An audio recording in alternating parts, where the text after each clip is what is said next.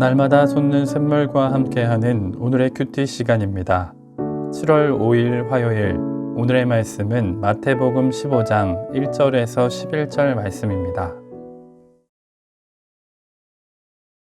제15장. 그때에 바리새인과 서기관들이 예루살렘으로부터 예수께 나와 이르되, 당신의 제자들이 어찌하여 장로들의 전통을 범하나이까? 떡 먹을 때 손을 씻지 아니하나이다. 너희는 어찌하여 너희의 전통으로 하나님의 계명을 범하느냐?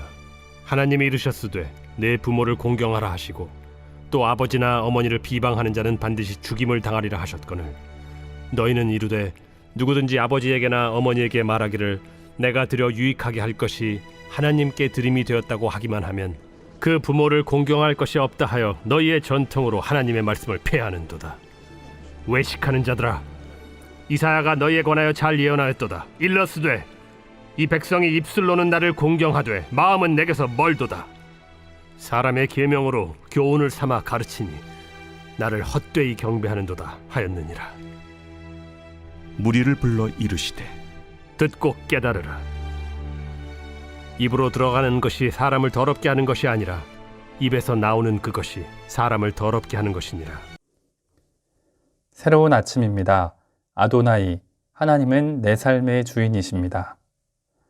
우린 마태복음 14장과 15장에서 하나님의 나라가 확장되어 갈 때 대립하는 두 그룹을 살펴보고 있습니다. 헤롯 및 바리새인과 서기관들이 한 그룹이고, 제자들과 함께 오병이어와 칠병이어에 참여하는 가난하고 연약한 백성의 무리가 다른 그룹입니다. 하나님의 나라가 확장되어 갈 때 이를 거부하는 세력도 점차 자신의 존재를 드러내고 있습니다. 오늘 본문 1절에 기록된 바리새인과 서기관들은 갈릴리 지역 사람이 아니었습니다. 그들은 예루살렘에서부터 예수님께 직접 나아왔다고 기록합니다. 이들은 사내들인 공의회의 감찰단이자 조사단 자격으로 예수께 온 것입니다. 우린 교권주의자들과 예수님의 갈등이 가시화되었음을 확인하게 됩니다. 예루살렘에서 온 바리새인과 서기관들은 예수님을 함정에 빠뜨릴 계획을 실천하는 중이었습니다. 그들은 예수님의 놀라운 사역과 이적에서 흠잡을 것을 발견하기 어려워 보이자 제자들을 통해 예수님을 올무에 빠뜨리고자 한 것입니다. 이들은 예수님 앞에 나왔지만 처음부터 그분의 말씀을 들을 생각도, 자신의 문제를 고칠 마음도 없었습니다. 왜냐하면 이들은 외식하는 자들이었기 때문입니다. 겉으로는 예배 생활과 종교 생활을 잘 하는 것 같았지만 그 마음이 하나님께로부터 멀어져 있는 사람들이기 때문입니다. 지금 우리는 어떤 자세로 하나님께 나아가고 있습니까? 말씀을 듣고 깨달아 우리 마음이 하나님께 가까워지고 진실로 하나님만 경배하는 저와 여러분이 되시길 소망합니다. 오늘 본문은 대조되는 단어나 문장이 상당히 많이 등장합니다. 그리고 반복적인 단어도 많습니다. 그래서 본문을 단락에 따라 나눈 후 대조되는 어구와 반복되는 단어를 미리 살펴보는 것이 내용 이해에 유익할 것입니다. 먼저 본문의 단락을 구분하면 1절과 2절은 바리새인과 서기관들의 방문과 그들의 말을 기록합니다.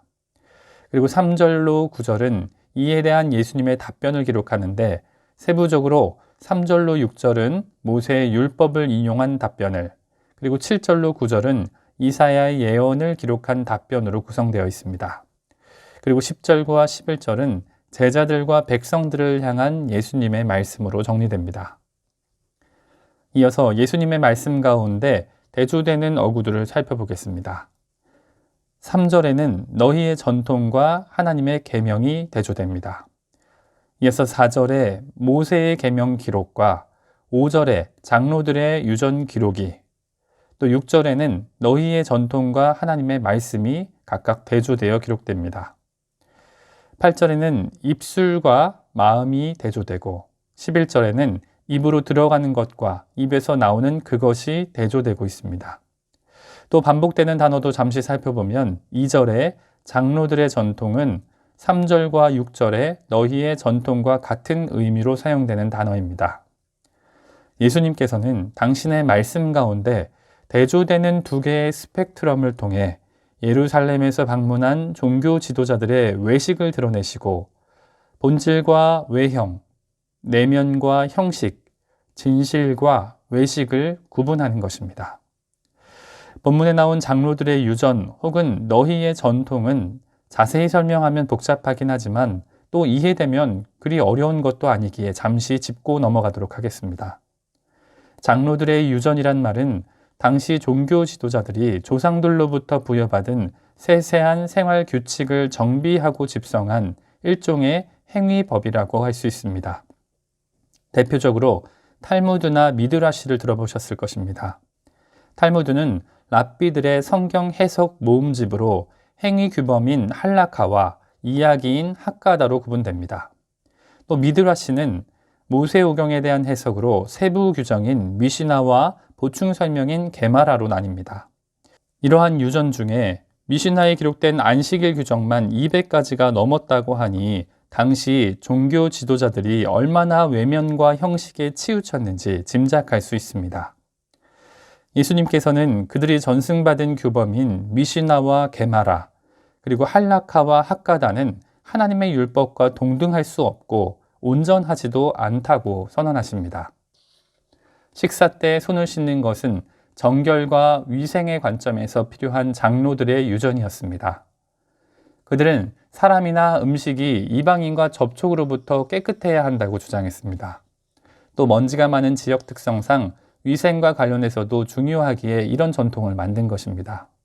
예수님도 그런 사실을 모를 리 없으셨기에 어려서부터 그들이 마련한 율법의 외형과 형식을 존중하시고 따르신 것도 사실입니다. 하지만 예수님께서는 지금 그들이 자신에게 나아온 의도를 간파하셨습니다. 그들은 율법을 사랑해서 예수님께 나아온 것이 아니라 예수님을 시기하고 모함하여 올무에 빠뜨리고자 찾아온 자들이기 때문입니다. 그래서 예수님께서는 율법을 인위적으로 해석한 장로들의 유전보다 기록된 하나님의 말씀 자체가 더 중요하다고 대조하고 강조하여 설명하십니다. 사람의 전통보다는 하나님의 말씀이, 율법의 의식보다는 내면의 정신이 더욱 중요하다는 것을 분명히 선언한 것입니다. 병인 구절인 마가복음 7장 11절에는 고르반이라는 단어가 등장합니다. 당시 종교 지도자 중에는 고르반, 즉 하나님께 드림이 되었다라는 맹세한 후에 그 맹세한 것 중에 일부만 성전에 헌납하고 나머지는 자기 욕심을 채우는 데 사용하므로 부모 부양의 의무마저 저버리는 사람들이 있었다고 합니다. 그래서 예수님께서는 부모 공경을 기록한 출애굽기 20장 12절과 출애굽기 21장 17절에 모세의 율법을 예로 사용하십니다. 손을 씻지 않는 일이 장로들의 유전을 어기는 것이라고 한다면 부모를 공경하지 않는 일은 하나님의 계명을 범하는 문제라고 지적하신 것입니다. 이어서 예수님께서는 외식하는 그들에게 이사야 29장 13절 말씀을 인용합니다. 주께서 이르시되 이 백성이 입으로는 나를 가까이 하며 입술로는 나를 공경하나 그들의 마음은 내게서 멀리 떠났나니 그들이 나를 경외함은 사람의 계명으로 가르침을 받았을 뿐이라. 그들은 입술로는 하나님을 경외하는 말을 했고 회당과 큰 거리 어귀에서 기도하며 각종 절기와 규례를 지키고 예배의 자리에 앉아 있지만 정작 그 마음은 하나님께로부터 멀어져 있었습니다. 그래서 10절에 예수님께서는 제자들과 무리를 모으시고 듣고 깨달으라 말씀하십니다. 입으로 들어가는 것이 사람을 더럽게 하는 것이 아니라 입에서 나오는 그것이 사람을 더럽게 한다고 말입니다.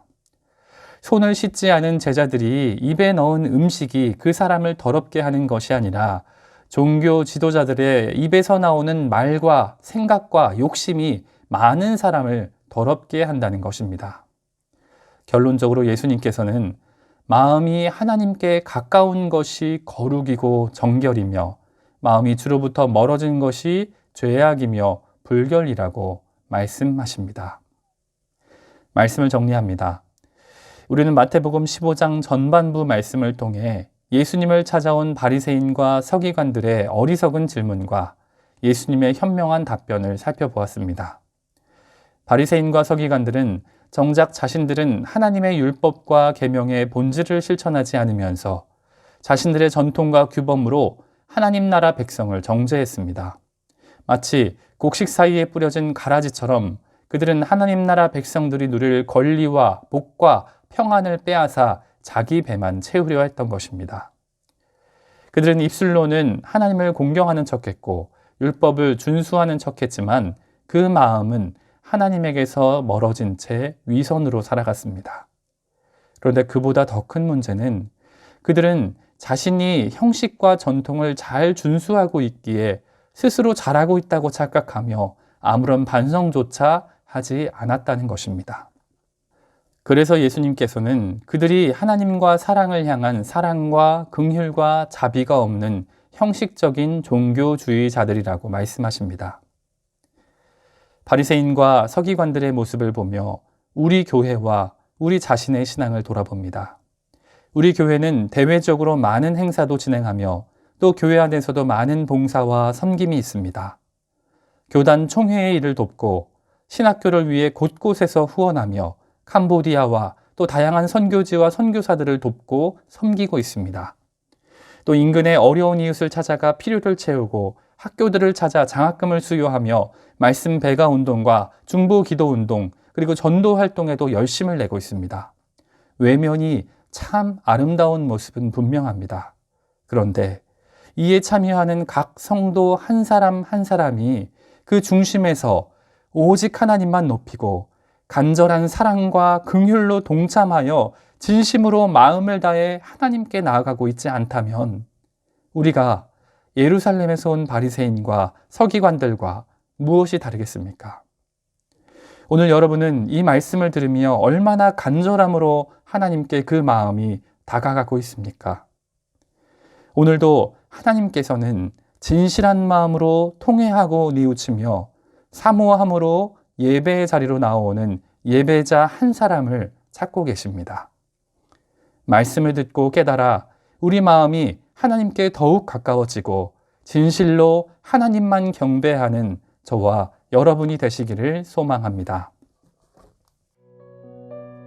함께 주님 가르쳐 주신 기도로 말씀을 마무리하고 개인적인 기도 제목과 자신이 속한 공동체를 위해서 또 한국 교회와 세계 열방을 위해서 기도하기를 원합니다.